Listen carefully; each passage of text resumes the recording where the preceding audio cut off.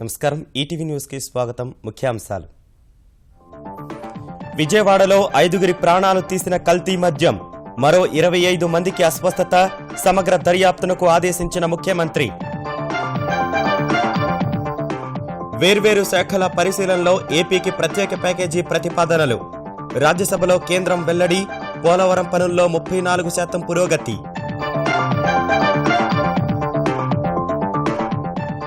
తెలంగాణలో కరువుపై ప్రారంభమైన కేంద్ర బృందాల పర్యటన, 2514 కోట్ల రూపాయలు ఇవ్వాలని ప్రతినిధులకు ప్రభుత్వ విజ్ఞప్తి.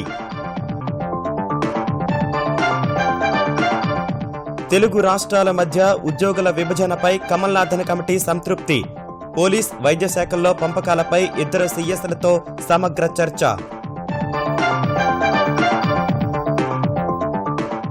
ఈనాడు ఈటీవీ స్వచ్ఛ యజ్ఞానికి మరోసారి ప్రధాని అభినందనలు, లక్ష్యం సాకారమయ్యే వరకు ఉద్యమ స్ఫూర్తితో సాగిస్తామన్న రామోజీరావు. చెన్నైలో కుదుటపడుతున్న పరిస్థితులు, పునరావాస శిబిరాల నుంచి ఇళ్లకు చేరుతున్న ప్రజలు, పూర్తి స్థాయిలో మొదలైన రైలు విమాన సేవలు.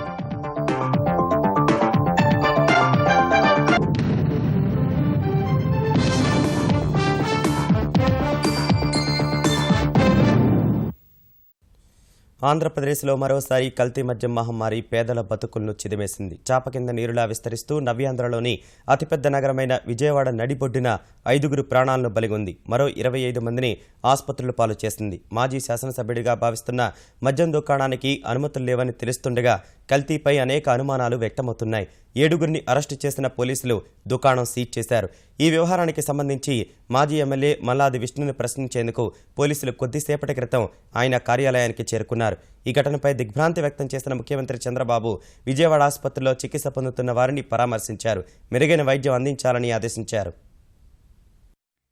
బెజవాడలో జడలు విప్పిన కల్తీ మద్యం రక్కసి పెను విషాదాన్ని నింపింది. కృష్ణలంకలోని జాతీయ రహదారి పక్కనే ఉన్న హోటల్ ఎం పార్కింగ్ సెల్లార్లో నడుపుతున్న స్వర్ణ బార్ అండ్ రెస్టారెంట్లో ఈ ఉదయం కృష్ణలంక పరిసర ప్రాంతాలకు చెందిన వ్యక్తులు మద్యం తాగారు. కొంతమంది ఇళ్లకు వెళ్లిపోగా మరికొంతమంది అక్కడే వాంతులు చేసుకుని సొమ్మసిల్లి పడిపోయారు. చుట్టుపక్కల వారు 108 సాయంతో బాధితుల్ని ఆసుపత్రులకు తరలించారు. వారిలో శంకర్రావు అనే వ్యక్తి బార్లోనే మృతి చెందగా కలంధర్, గోపి, మస్తాన్వలి, నాంచారయ్యలు చికిత్స తీసుకుంటూ చనిపోయారు.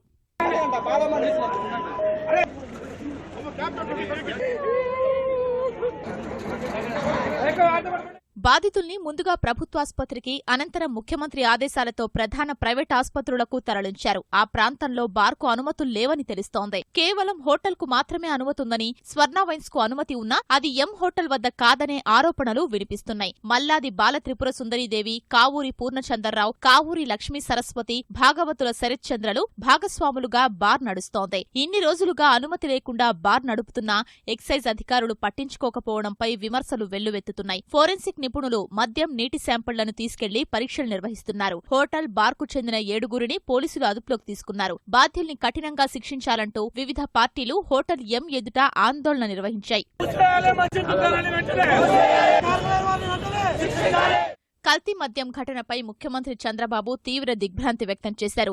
మెరుగైన వైద్యం అందేలా చర్యలు తీసుకోవాలని, ఘటనపై విచారణ చేపట్టాలని ఆదేశించారు. చికిత్స పొందుతున్న బాధితుల్ని ఆంధ్రప్రదేశ్ మంత్రులు పరామర్శించారు. అయిన వారిని కోల్పోయిన కుటుంబ సభ్యులు కన్నీరు మున్నీరవుతున్నారు. పనికి వచ్చాడండి, వంట పనికి పని చేశాడు. బాగానే పని చేసి ఎవరి దగ్గర పని దగ్గర ఆడవాళ్ళ దగ్గర 50 తీసుకుని వచ్చాడు. మందు అలవాటు ఆయనకి, మందు తాగి వచ్చాడంటే అంతే పడిపోయాడు. సవాళ్ళ మీద రాజకీయాలు ఆడుతున్నారు. 10 లక్షలు ఇవ్వండి, 20 లక్షలు ఇవ్వండి అంటున్నారు. మాకు 10 లక్షలు 20 లక్షలు మాకేం మనిషిని తెచ్చిమనండి చాలు. మా మనిషి మాకు ఇప్పుడు తిరిగి వస్తారండి, రారుగా ఏమి. పొద్దున తాళం చేశాడు, పండులాగా రోడ్డు మీదకి వచ్చాడయ్యా. మేము గుడికి వెళ్ళి వస్తామయ్యా అంటే 90 తాగి వస్తానని అటు వెళ్ళాడు. మేము గుడికి వెళ్ళామయ్యా. గుడికి వెళ్ళి తిరిగి వచ్చేటప్పటికి దారిలోనే అక్కడ బ్యాందీ షాప్ సందుకాడు పడిపోయాడమ్మ గోపి. అనగానే వెళ్ళిపోయినయ్యా పరిగెత్తుకొని. వెళ్ళేతాడు గుడ్లప్పుడు నీళ్ళు దించేసి నోటప్పుడు సొంగొచ్చి నా ఎంక చూసి ఏదో చెప్పబోయి అలా పడిపోయాడయ్యా. అంతే ప్రాణం పోయిందయ్యా. బాధితులు ఆఫీసర్స్ చాయిస్ బ్రాండ్ మద్యం తాగారని ప్రాథమిక దర్యాప్తులో తేలిందన్న ఆంధ్రప్రదేశ్ ఎక్సైజ్ శాఖ మంత్రి కొల్లు రవీంద్ర సంబంధిత బ్యాచ్ మద్యం అమ్మకాల్ని రాష్ట్ర వ్యాప్తంగా నిలుపుదల చేయాలని ఆదేశించారు. అంతటి వాళ్ళైనా సరే దాంట్లో సమస్య లేదు. అది కాంగ్రెస్ పార్టీకి సంబంధించినటువంటి మల్లాది విష్ణు గారి షాపుగా మరి తెలియవస్తా ఉంది. ఎవరైనా సరే ఈ విషయంలో అక్కడ జరిగినటువంటి దాంట్లో ఎంతటి వాళ్ళైనా సరే వాళ్ళ మీద చర్యలు తీసుకోవడం జరుగుతుంది. ఆంధ్ర ఆసుపత్రిలో 15 మంది, ఇతర ఆసుపత్రుల్లో 10 మంది చికిత్స పొందుతూ ఉండగా వారిలో 3 పరిస్థితి విషమంగా ఉన్నట్లు తెలుస్తోంది. ప్రజల జీవన ప్రమాణాలు మెరుగుపరిచేందుకు తెలుగుదేశం ప్రభుత్వం అహర్నిశలు పనిచేస్తోందని ముఖ్యమంత్రి చంద్రబాబు స్పష్టం చేశారు.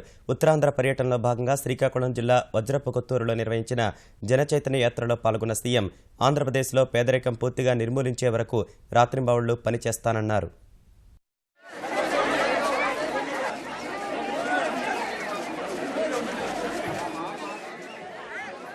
సంవత్సరానికి ఒక్క పేదవాళ్ళ సంక్షేమం పైన పింఛన్ల పైన 6,000 కోట్ల రూపాయలు ఖర్చు పెడుతున్నాం. వంశధార ఫేజ్ 2 పూర్తి చేస్తాం. వంశధార నాగావళి అనుసంధానం కూడా చేయడానికి అవకాశం ఉంది. వీలైతే ఎక్కడెక్కడ వీలైతే అక్కడ గ్రావిటీతో కాకపోతే లిఫ్ట్ ఇరిగేషన్ కూడా పెట్టి ఈ జిల్లాలో ప్రతి ఒక్క ఎకరాకు నీళ్లు ఇచ్చే బాధ్యత నేను తీసుకుంటానని చెప్పి నేను మీకు తెలియజేస్తున్నా. అనంతరం విజయనగరం జిల్లా లక్కవరపుకోట జనచైతన్య యాత్రలో పాల్గొన్న సీఎం చంద్రబాబు రాబోయే రోజుల్లో మరిన్ని అభివృద్ధి కార్యక్రమాలు చేపట్టబోతున్నట్లు ప్రకటించారు.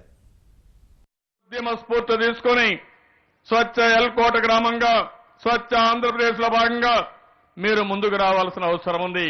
పక్కా ఇళ్లు కావాలన్నారు. గ్రామీణ ప్రాంతంలో 3 లక్షల రూపాయలు ఖర్చు పెట్టి పక్కా ఇళ్లకు శ్రీకారం చుడుతున్నాం.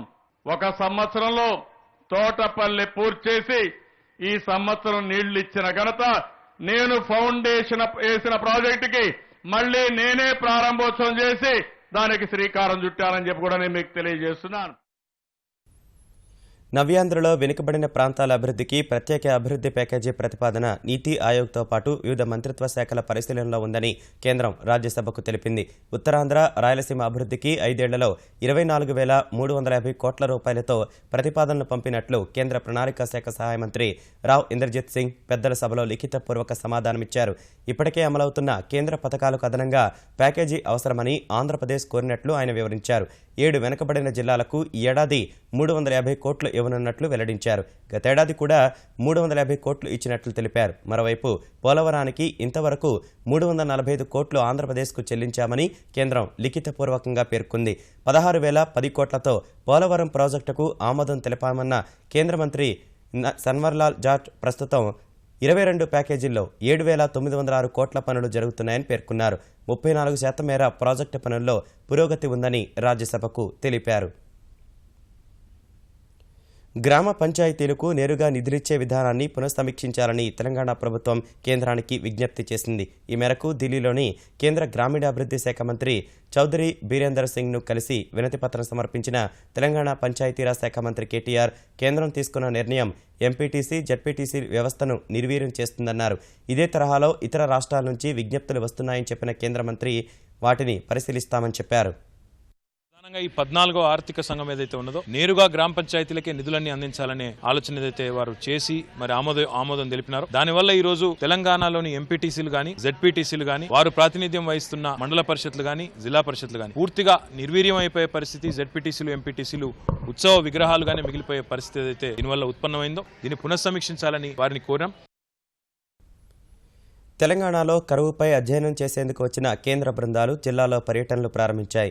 ఈ మేరకు కేంద్ర వ్యవసాయ శాఖ సంయుక్త కార్యదర్శి ఉత్పల్ కుమార్ సింగ్ నేతృత్వంలోని బృందం మహబూబ్ నగర్, రంగారెడ్డి, మహారాజ్ కుమార్ నేతృత్వంలోని బృందం నిజామాబాద్, మెదక్, బ్రజేష్ శ్రీవాస్తవ్ ఆధ్వర్యంలోని మరో బృందం నల్గొండ, వరంగల్, కరీంనగర్ జిల్లాల పర్యటన చేపట్టింది.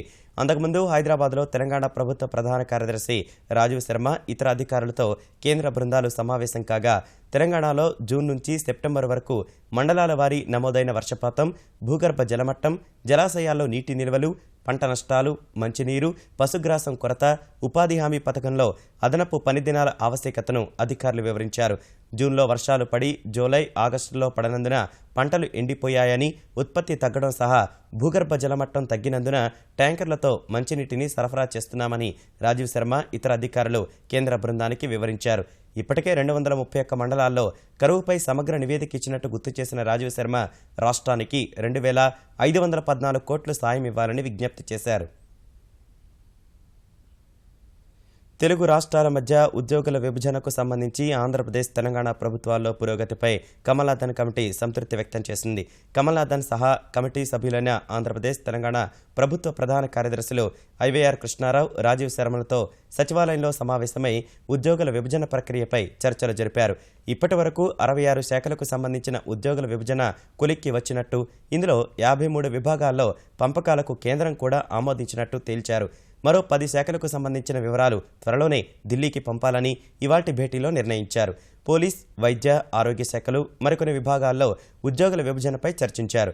వైద్య ఆరోగ్య శాఖలో ఉద్యోగుల విభజనకు తీరుపై అసంతృప్తి వ్యక్తం చేసిన కమలాదన్ కమిటీ ఈ నెల 12 నాటికి పూర్తి చేయాలని వైద్యాధికారులను ఆదేశించింది. వ్యక్తిగతంగా వచ్చిన విజ్ఞాపనలు, అభ్యంతరాలపై ఆయా రాష్ట్ర ప్రభుత్వాలు నిర్ణయం తీసుకోవాలని సూచించింది. గ్రౌండ్స్, జీఏడీయూల్లో కింద స్థాయి ఉద్యోగుల పంపిణీ చేపట్టాలని సూత్రప్రాయ నిర్ణయం తీసుకున్నట్లు తెలిసింది. శతాబ్దపు రికార్డులను బద్దలుకొట్టిన వర్షాలతో సంద్రంగా మారిపోయిన చెన్నై ఎట్టకేలకు ఒడ్డున పడింది. మహానగరంలో దాదాపు అన్ని ప్రాంతాల్లో నీరు తొలగిపోవడంతో ఇప్పటి వరకు పునరావాస కేంద్రాల్లో తలదాచుకున్న ప్రజలు నెమ్మదిగా తమ ఇళ్లు చేరి పూర్తిగా తడిసిపోయిన సామాన్లను ఆరబెట్టుకుంటున్నారు. భారీ వరదలతో చెత్తకుప్పగా మారిన నగరంలో జయలలిత సర్కార్ పారిశుధ్య కార్యక్రమాలను వేగవంతం చేసింది. విమాన, రైలు సర్వీసులు తిరిగి ప్రారంభమయ్యాయి. 100 ఏళ్లలో ఎన్నడూ చూడని విపత్తు తెచ్చిపెట్టిన కష్టాల నుంచి తేరుకున్న చెన్నపురి తిరిగి ఎప్పట్లాగే తన ప్రస్థానాన్ని కొనసాగిస్తోంది. దక్షిణ భారతదేశంలోని అతిపెద్ద నగరంలో తిరిగి సాధారణ పరిస్థితులు నెలకొంటున్నాయి. ఊరు వాడను ఏకం చేసిన వరద నీరు చెన్నై నగరంలో దాదాపు అన్ని ప్రాంతాల్లో తగ్గిపోయి తిరిగి కాలనీలు, ఇళ్లు దర్శనమిస్తున్నాయి. మురికి కూపాల్ని తలపిస్తున్న వీధుల్లో చెత్త తొలగించే ప్రక్రియను తమిళనాడు ప్రభుత్వం ముమ్మరం చేసింది. ఇందుకు ఇతర జిల్లాల నుంచి పారిశుధ్య కార్మికుల్ని రప్పించింది. అంటువ్యాధులు ప్రబలకుండా ముందస్తు నివారణ ఔషధాల్ని పంపిణీ చేస్తున్నారు. 5 రోజుల క్రితం మూసేసిన విమానాశ్రయం నుంచి అంతర్జాతీయ సేవలు తిరిగి ప్రారంభమయ్యాయి. విమానాశ్రయాన్ని పరిశీలించిన పౌర విమానయాన మంత్రి అశోక్ గజపతిరాజు 1-2 రోజుల్లో సాధారణ పరిస్థితులు నెలకొంటాయని స్పష్టం చేశారు. రైలు సర్వీసులు కూడా తిరిగి ప్రారంభమయ్యాయి. సేలం, కొల్లం, ముంబై వైపు వెళ్లే కొద్ది రైళ్లను రద్దు చేసిన దక్షిణ రైల్వే మిగిలిన సర్వీసుల్ని తిరిగి ప్రారంభించింది. ఇళ్ల నుంచే పనిచేయాలని ఉద్యోగులకు చెప్పిన ఐటీ సంస్థలు ఇంకా తెరుచుకోలేదు. వరదల వల్ల ఇళ్లు, గుడిసెలు దెబ్బతిని నిలువ నీడ కోల్పోయిన వారికి 10,000 రూపాయల ఆర్థిక సాయాన్ని తమిళనాడు ప్రభుత్వం ప్రకటించింది. 10,000 టెంట్లు ఏర్పాటు చేస్తామని, 10 కిలోల బియ్యం, ధోతి, చీరలు అందిస్తామని తెలిపింది. ఇళ్లల్లో పూర్తిగా బురద నిండిపోయిన వారికి 5,000 సాయం, 10 కిలోల బియ్యం, ధోతి, చీరల్ని అందించనుంది. వరద నీరు పూర్తిగా తొలగిపోవడంతో బయటపడిన ఇళ్లకు చేరుకుంటున్న ప్రజలు తడిసిన వస్తువుల్ని ఆరబెట్టుకుంటున్నారు.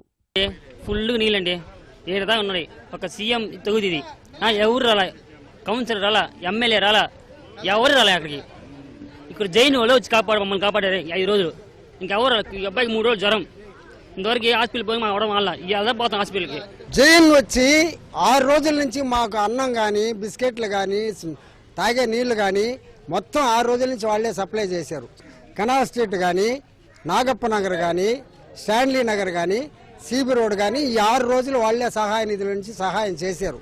కాంచీపురం జిల్లాలో పూర్తిగా నిండిన 5 సరస్సులకు గండిపడిందని వచ్చిన కథనాల్ని తమిళనాడు సర్కార్ ఖండించింది. ప్రస్తుతం అవి సురక్షితంగానే ఉన్నాయని, నిరంతరం పరిస్థితిని పర్యవేక్షిస్తున్నట్లు తెలిపింది. మరోవైపు డిసెంబర్ 2న చెన్నైను పూర్తిగా వరద చుట్టుముట్టి కాలు బయటపెట్టలేని పరిస్థితుల్లో భారత వైమానిక దళం సాహసోపేతంగా కాపాడిన దీప్తి అనే మహిళ ఆస్పత్రిలో 2 కవల పిల్లలకు జన్మనిచ్చింది. తెలుగు రాష్ట్రాల్లో స్వచ్ఛ భారత్ కోసం ఈనాడు ఈటీవీ చేస్తున్న కృషిని ప్రధాని నరేంద్ర మోదీ మరోమారు అభినందించారు. ఢిల్లీలో ప్రధాని మోదీని కలిసిన ఈనాడు ఈటీవీ అధినేత రామోజీరావు స్వచ్ఛ భారత్పై చేపడుతున్న అవగాహన కార్యక్రమాల్ని వివరించారు. స్వచ్ఛ యజ్ఞాన్ని నిరంతరం ఉద్యమ స్ఫూర్తితో కొనసాగిస్తామని చెప్పారు.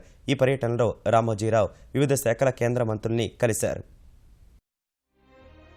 రామోజీ గ్రూప్ సంస్థల చైర్మన్ రామోజీరావు ప్రధాని నరేంద్ర మోదీని ఢిల్లీలో కలిశారు. పార్లమెంట్ ఆవరణలోని మోదీ కార్యాలయానికి వెళ్లిన రామోజీరావు స్వచ్ఛ భారత్ పై ప్రజల్లో చైతన్యం కల్పించేందుకు ఈనాడు ఈటీవీ చేపడుతున్న దశలవారీ కార్యక్రమాన్ని వివరించారు. ఈ కార్యక్రమం రెండో విడతలో భాగంగా ఆంధ్రప్రదేశ్, తెలంగాణలోని ప్రభుత్వ ప్రధాన ఆసుపత్రులు, జిల్లా ఆసుపత్రులు, ప్రాథమిక ఆరోగ్య కేంద్రాలు, పట్టణ ప్రాథమిక ఆరోగ్య కేంద్రాలు, ప్రాథమిక ఆరోగ్య ఉప కేంద్రాలు కలిపి మొత్తం 3200 ఆసుపత్రుల్లో స్వచ్ఛ భారత్ నిర్వహించినట్లు ప్రధానికి రామోజీరావు చెప్పారు. స్వచ్ఛ భారత్ నిర్వహించిన తరువాత ఆయా ఆసుపత్రుల్లో వచ్చిన మార్పుల్ని కళ్లకు గడుతూ రూపొందించిన పుస్తకం డీవీడీని మోదీకి అందజేశారు.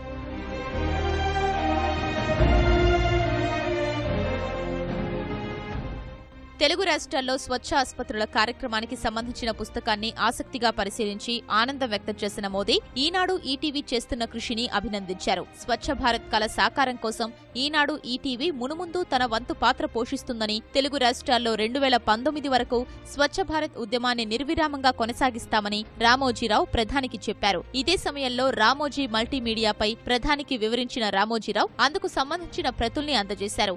మల్టీమీడియా ప్రతుల్ని చూసి ప్రధాని సంతోషం వ్యక్తం చేస్తూ అభినందించారు.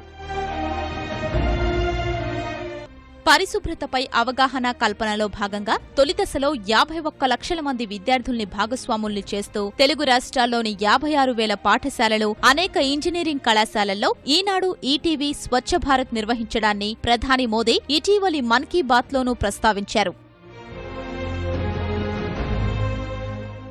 वैसे जब से स्वच्छता अभियान का मिशन चला है, मैंने देखा है कि आंध्र तेलंगाना से ईटीवी, ईनाडू और खास करके श्रीमान रामोजी राव, उनकी आयु तो बहुत है, लेकिन उनका जो जुस्सा है वो किसी नौजवान से भी कम नहीं है और उन्होंने स्वच्छता को अपना एक पर्सनल प्रोग्राम बना दिया है, मिशन बना दिया है और उन्होंने करीब 55-56 हजार स्कूलों के लगभग 51 लाख बच्चों को आंध्र और तेलंगाना के अंदर इस काम में जोड़ा। अब ये खबरें अपने आप में स्वच्छ भारत के सपने को साकार करने की ताकत के दर्शन देती हैं। ప్రధానితో భేటీకి ముందు రామోజీరావు పలువురు కేంద్ర మంత్రుల్ని కలిశారు. తొలుత పట్టణాభివృద్ధి శాఖ మంత్రి వెంకయ్యనాయుడుతో సమావేశమయ్యారు. నైపుణ్యాభివృద్ధి శాఖ మంత్రి రాజీవ్ ప్రతాప్ రూఢి, వ్యవసాయ శాఖ మంత్రి రాధామోహన్ సింగ్, మానవ వనరుల అభివృద్ధి శాఖ మంత్రి స్మృతి ఇరానీ, చిన్న మధ్య తరహా పరిశ్రమల శాఖ మంత్రి కల్రాజ్ మిశ్రా, పర్యాటక శాఖ మంత్రి మహేష్ శర్మతో సమావేశమై రామోజీ మల్టీమీడియా వివరాల ప్రతులు అందజేశారు. వెంకయ్యతో భేటీ సమయంలో అక్కడికొచ్చిన కేంద్ర మంత్రి వీకే సింగ్ ను రామోజీరావు మర్యాదపూర్వకంగా కలిశారు. ప్రకాశం జిల్లా దొనకొండలో మెగా పారిశ్రామికవాడ ఏర్పాటుకు ప్రయత్నాలు ఊపందుకోనున్నాయి. దొనకొండ మండలంలోని 22 గ్రామాల్లో 12,698 ఎకరాల భూమిని ఆంధ్రప్రదేశ్ పారిశ్రామిక మౌలిక సదుపాయాల సంస్థ ఏపీఐఏసీకి అప్పగించాలని ప్రభుత్వం జిల్లా కలెక్టర్ను ఆదేశించింది. ఈ మేరకు రెవెన్యూ శాఖ ముఖ్య కార్యదర్శి జేసీ శర్మ ఉత్తర్వులు జారీ చేశారు. మొత్తం ప్రభుత్వ భూమి కావడంతో మెగా పారిశ్రామిక పార్కు కోసం మౌలిక సదుపాయాల కల్పనకు ఏపీఐఏసీ చర్యలు చేపడుతుంది. ఇందులో పెద్ద, చిన్న, మధ్య తరహా పరిశ్రమలకు ప్రత్యేక జోన్లను ఏర్పాటు చేస్తారు. తెలంగాణలో స్థానిక సంస్థల ఎమ్మెల్సీ ఎన్నికల సందడి ఊపందుకుంటోంది. ప్రతిపక్ష కాంగ్రెస్ కూడా తమ అభ్యర్థులను ప్రకటించింది. మహబూబ్ నగర్, నల్గొండ, రంగారెడ్డి జిల్లాల్లో అభ్యర్థులను ప్రకటించిన కాంగ్రెస్ ఖమ్మంలో వామపక్షాల అభ్యర్థికి మద్దతు ఇవ్వాలని నిర్ణయించింది. మహబూబ్ నగర్ నుంచి దామోదర్ రెడ్డి, నల్గొండ నుంచి కోమటిరెడ్డి రాజగోపాల్ రెడ్డిని బరిలో దింపాలని నిర్ణయించిన అధిష్టానం రంగారెడ్డి నుంచి ఏ చంద్రశేఖర్ని ఎంపిక చేసింది. బుధవారం నామినేషన్ల గడువు ముగియనున్న వేళ అభ్యర్థిత్వాలు ఖరారైన నేతలు ఆయా జిల్లాల్లో నామపత్రాలు దాఖలు చేస్తున్నారు. తెరాసలో చేరుతున్నట్లు వచ్చిన కథనాలను మాజీ మంత్రి, గ్రేటర్ హైదరాబాద్ కాంగ్రెస్ అధ్యక్షుడు దానం నాగేందర్ మరోసారి తోసిపుచ్చారు. పార్టీలో పొమ్మనలేక కొంతమంది పొగబెట్టినందున ఆవేదనకు గురైనట్లు చెప్పిన దానం ఇకపై కాంగ్రెస్ బలోపేతానికి మరింత కృషి చేస్తానని చెప్పారు. నేను చెప్పడం కాదు అని చెప్పడం లేదు, వాళ్ళు ప్రయత్నం చేశారు, అడిగారు, నేను కాదన్నమాట వాస్తవమే. కానీ ముహూర్తాలు మాత్రం టీవీలే చూస్తున్నాను. మేము దయచేసి ఈ ఇష్యూని అడగొద్దు. ఇది ఇక్కడే ఇక నేను భాషా టైప్ అనుకో, ఒకసారి చెప్తే 100 సార్లు చెప్పినట్టే. తెలంగాణ వాణిజ్య మంత్రి తలసాని శ్రీనివాస్ యాదవ్కు త్రుటిలో ప్రమాదం తప్పింది. సనత్ నగర్లోని సెయింట్ తెరీసా ఆసుపత్రిలో చికిత్స పొందుతున్న తెరాస సనత్ నగర్ డివిజన్ అధ్యక్షుడు మీర్జా ఖలీల్ బేగ్ తండ్రిని పరామర్శించేందుకు అక్కడికి వెళ్లిన తలసాని పై అంతస్తుకు వెళ్తుండగా ఆయన వెళ్తున్న లిఫ్ట్ తీగ తెగి ఒక్కసారి కిందకు జారింది. ఈ ఘటనలో ఆయన కాలికి స్వల్ప గాయమైంది. తిరుమల తిరుపతి దేవస్థానం ఉద్యోగులకు బ్రహ్మోత్సవాల ప్రోత్సాహకాలు భారీగా ప్రకటించారు.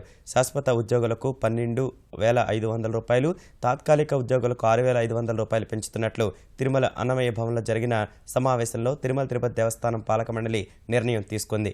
ఒంటిమిట్ట రామాలయ అభివృద్ధికి 100 కోట్ల రూపాయలు కేటాయించిన పాలక మండలి అందులో భాగంగా 20 కోట్ల రూపాయలు విడుదల చేయాలని నిర్ణయించింది. అమెరికా సహా ప్రపంచ దేశాలకు పెను సవాలు విసురుతున్న ఐఎస్ ఉగ్రవాద సంస్థను తుదముట్టిస్తామని అగ్రరాజ్య అధినేత ఒబామా పునరుద్ఘాటించారు.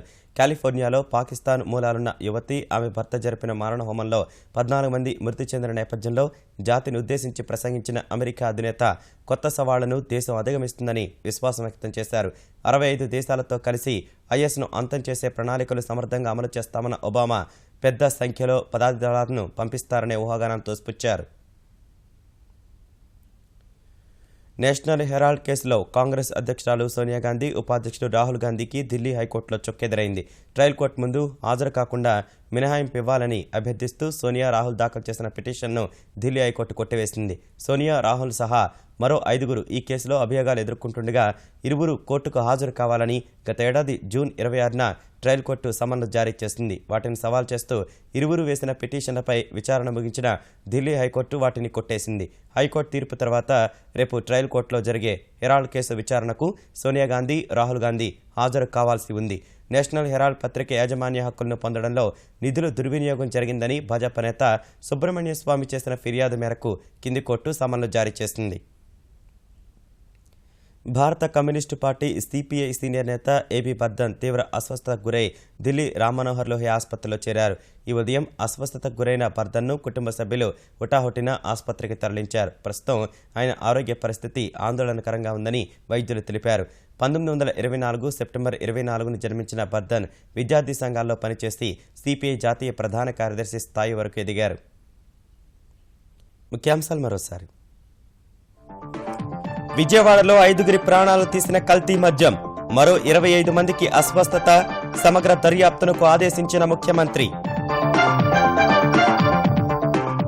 వేర్వేరు శాఖల పరిశీలనలో ఏపీకి ప్రత్యేక ప్యాకేజీ ప్రతిపాదనలు, రాజ్యసభలో కేంద్రం వెల్లడి, పోలవరం పనుల్లో 34% పురోగతి. తెలంగాణలో కరువుపై ప్రారంభమైన కేంద్ర బృందాల పర్యటన, 2,514 కోట్ల రూపాయలు ఇవ్వాలని ప్రతినిధులకు ప్రభుత్వ విజ్ఞప్తి.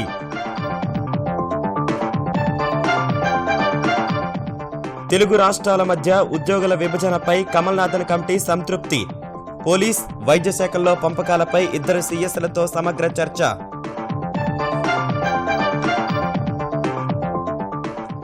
ఈనాడు ఈటీవీ స్వచ్ఛ యజ్ఞానికి మరోసారి ప్రధాని అభినందనలు, లక్ష్యం సాకారమయ్యే వరకు ఉద్యమ స్ఫూర్తితో సాగిస్తామన్న రామోజీరావు. చెన్నైలో కుదుట పడుతున్న పరిస్థితులు, పునరావాస శిబిరాల నుంచి ఇళ్లకు చేరుతున్న ప్రజలు, పూర్తి స్థాయిలో మొదలైన రైలు, విమాన సేవలు.